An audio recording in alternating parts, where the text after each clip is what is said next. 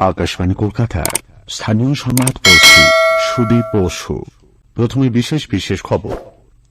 দেশের মধ্যে পশ্চিমবঙ্গে নারীরা সব থেকে বেশি সুরক্ষিত বলে মুখ্যমন্ত্রী মমতা ব্যানার্জি দাবি করেছেন। নারী দিবসের প্রাক্কালে কলেজ স্কোয়ার থেকে ধর্মতলা পর্যন্ত পদযাত্রায় অংশ নিয়েছেন তিনি।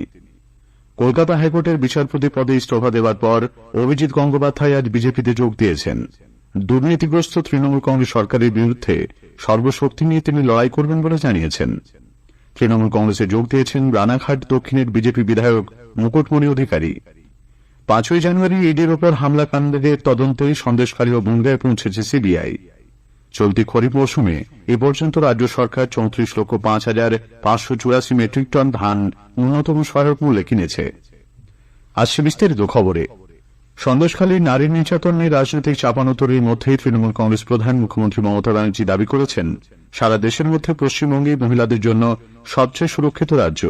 আন্তর্জাতিক নারী দিবসের প্রাক্কালে আজ কলকাতার কলেজ স্কোয়ার থেকে ধর্মতলা পর্যন্ত পদযাত্রায় অংশ নেবার পর এক সমাবেশে তিনি বিরোধীদের তীব্র আক্রমণ করেন। নারী সুরক্ষা নিয়ে প্রধানমন্ত্রী এবং বিজেপি নেতৃত্বের মন্তব্যেরও কড়া সমালোচনা করেছেন মমতা। কালকে বিজেপি নেতারা বলে গেলেন এখানে নাকি মহিলারা সবচেয়ে বেশি নির্যাতিত হন। আমি চ্যালেঞ্জ করে বলছি, Bengal is the only place যেখানে মহিলারা সেফ এবং সেফেস্ট স্টেট। বিহারে বিচার হয় না, ইউপিতে বিচার হয় না, রাজস্থানে বিচার হয় না, হাতরাসে বিচার হয় না। মণিপুরে যখন মহিলারা জ্বলছিল আর নেকেট প্যারেড হচ্ছিল, কোথায় ছিলেন বিজেপি নেতারা? क्या पिंटू है वो इतना गुस्सा क्यों है? প্রাক্তন বিচারপতি অভিজিৎ গঙ্গোপাধ্যায়ের নাম না করে তার বিজেপিতে যোগ দেওয়া প্রসঙ্গে তৃণমূল কংগ্রেস নেত্রী বলেন, এবার মুখোশ খুলে গেছে। মুখোশটা খুলে পড়েছে, মুখ এবং মুখোশ। আমরা প্রথম থেকে বলছিলাম হাজার হাজার ছাত্র চাকরি গিয়ে বড় নেতা হয়ে গিয়েছিলেন। প্রতিদিন মিটিং করে বক্তৃতা দিচ্ছে, টিভিতে গিয়ে ইন্টারভিউ করছে, অভিষেককে তো নাম করে করে রোজ গালাগালি দিত। অনেক কিছু দেখেছি আমি। আজকে আপনি কোথায় গেলেন? কাল থেকে আপনার রায়তে জনগণ দেবে। আগে জানানো হয়েছে, কলকাতা হাইকোর্টের বিচারপতি পদে ইস্তফা দেওয়ার পর আজ বিজেপিতে যোগ দিয়েছেন অভিজিৎ গঙ্গোপাধ্যায়। সল্টলেকের দপ্তরে তার এই যোগদানের সময় উপস্থিত ছিলেন বিজেপির রাজ্য সভাপতি ডক্টর সুকান্ত মজুমদার, বিরোধী দলনেতা শুভেন্দু অধিকারী, এ রাজ্যের পর্যবেক্ষক মঙ্গল পাণ্ডে সহ দলীয় নেতৃবৃন্দ। উত্তরীয় পরিয়ে তার হাতে তুলে দেওয়া হয় বিজেপির পতাকা। রাজ্যের দুর্নীতিগ্রস্ত তৃণমূল কংগ্রেস সরকারের বিরুদ্ধে তিনি সর্বশক্তি নিয়ে লড়বেন বলে জানান প্রাক্তন বিচারপতি। আমাদের প্রথম উদ্দেশ্য হচ্ছে পশ্চিমবঙ্গ থেকে একটা দুর্নীতিগ্রস্ত দলের এবং একটা দুর্নীতিগ্রস্ত সরকারের বিদায় লগ্নের সূচনা করে দেওয়া এই লোকসভা ভোটে, যাতে 2026-এ তারা আর ক্ষমতায় আসতে না পারে। বিজেপি ক্ষমতায় আসা খুব দরকার, বাংলার প্রয়োজনে, এবং একজন বাঙালি হিসেবে আমি অত্যন্ত কষ্ট পাই যখন দেখি যে বাংলা ক্রমাগত পিছিয়ে পড়ছে আর পিছিয়ে পড়ছে। তাই আমি সর্বভারতীয় দলে যোগ দিয়েছি, যেখান থেকে এই দুর্নীতিগ্রস্ত দল এবং দুর্নীতিগ্রস্ত সরকার নিজের বিরুদ্ধে একটা ভয়ঙ্কর লড়াই শুরু করা যায়। বিজেপি রাজ্য সভাপতি ডক্টর সুকান্ত মজুমদার বলেছেন, এ রাজ্যের মহিলারা একেবারেই সুরক্ষিত নন। কিভাবে একবার অপরাধীকে নিয়ে যেতে হয় সিবিআই তো চোখে আলো দিয়ে দেখিয়ে দিয়েছে।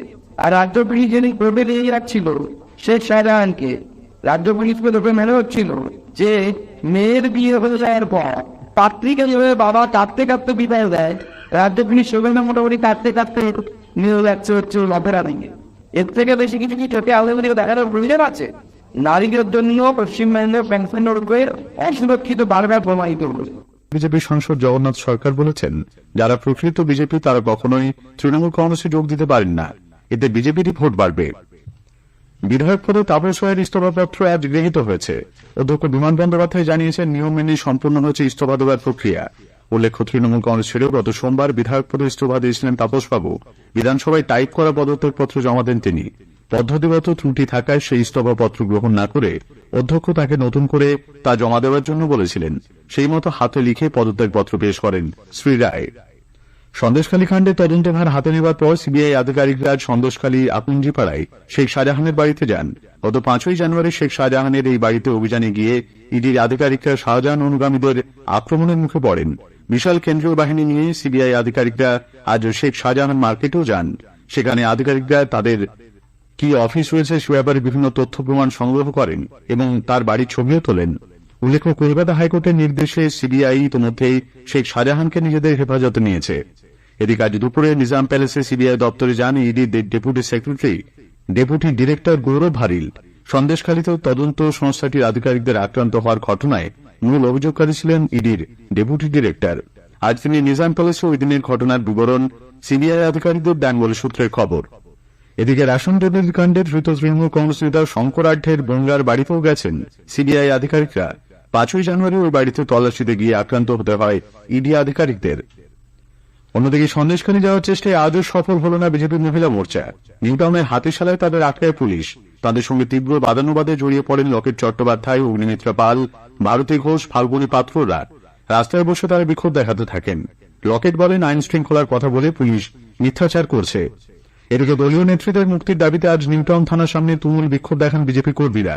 পুলিশের সঙ্গে ফের এক দফা ধস্তাধস্তি শুরু হয়। রাস্তায় শুয়ে পড়ে বিক্ষোভ দেখাতে থাকেন মহিলা মোর্চা কর্মীরা। দলের মহিলা নেতৃত্বের আটক করা নিয়ে রাজ্য সরকারের সমালোচনা করে